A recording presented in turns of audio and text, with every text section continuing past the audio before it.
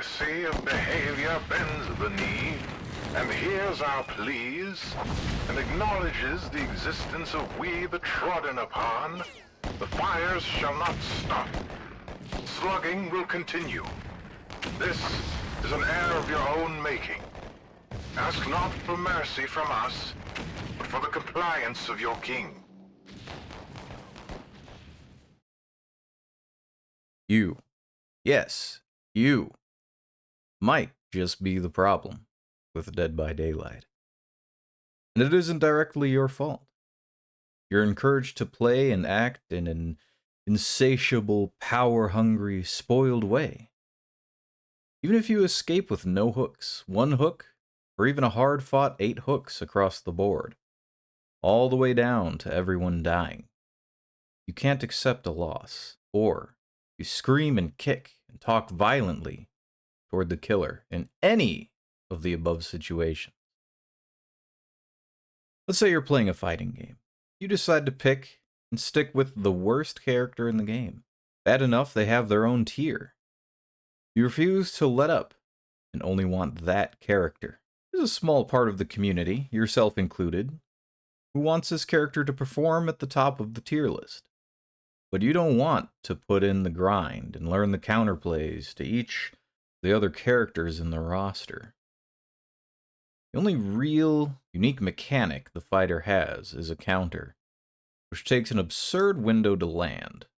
The rest of his kit is sluggish and doesn't really communicate with itself. Instead of making this work in your favor and, again, learning counters or even core game mechanics, you complain with the small group in the community over and over and over again. You rally support from more and more people, even the people who don't play that fighter.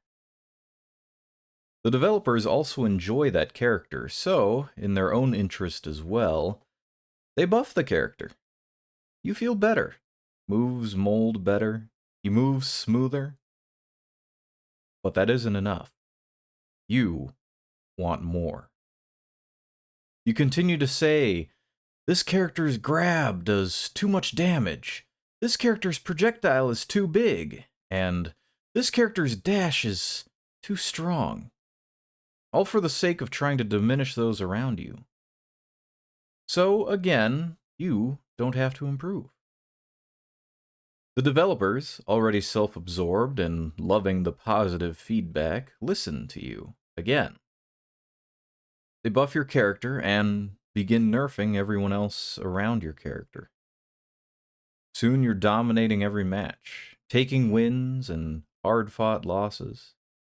It isn't enough. You need more. You whine more. This character's hitbox is too big on their moves. There's no counter to this guy's poke. Eventually, every other character is placed into the state your character originally felt to you. But people still play those other characters well because they understand the fundamentals of the game. Your character is dangerously close to becoming a character who, when played against with 0 effort, gets perfects almost every match. Almost. Because people with more skill with the foundations still manage to land hits. This isn't good enough for you. You want perfect games every time. This is the state we're seeing Dead by Daylight go into. And it is absolutely because of the pandering towards survivors. Not the people, but the role. That pandering encourages people to ask for more and more. Not for the game balance and health, but because they want more. They want to utterly and completely stomp the killer player into the dirt. They want to feel dominant. It isn't about fun, like everyone claims. Well, this killer power isn't fun. This map isn't fun. This perk isn't fun. No. It's about control You don't think a mechanic isn't fun. You think it doesn't give you control. And you can't stand that. You need more. Eventually, this destroys games to a point they can't recover. How much longer are you going to want this to happen? We see this a lot in Dead by Daylight. We see it in the perks that killers have compared to survivors.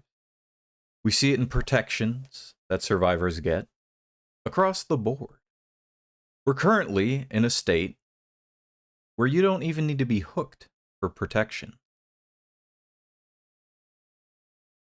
This is a problem because it throws the balance completely off course. There is no more softening the blows. There is no more saying there is potential balance. There is no soft fix. There is no just use this perk. There is nothing left. The only thing that we have in Dead by Daylight currently is to play the only way that will stop these issues that behavior has implemented.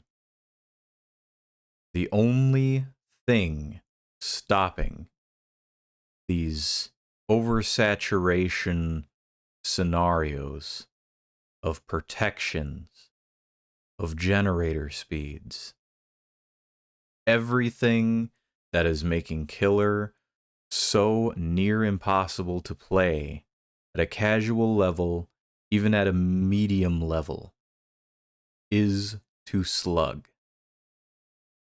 This game is full of counters. It is full of the back and forth of you being able to outplay each other. But we are getting dangerously close to a state where that is not possible because of perks. Even the coming update isn't going to be enough. Because with returns being the way they're going to be, a killer may use only 2 haste perks, so they wouldn't be as heavily impacted. But you do not stop to consider the conditions the killer have to reach to get those haste perks in the first place.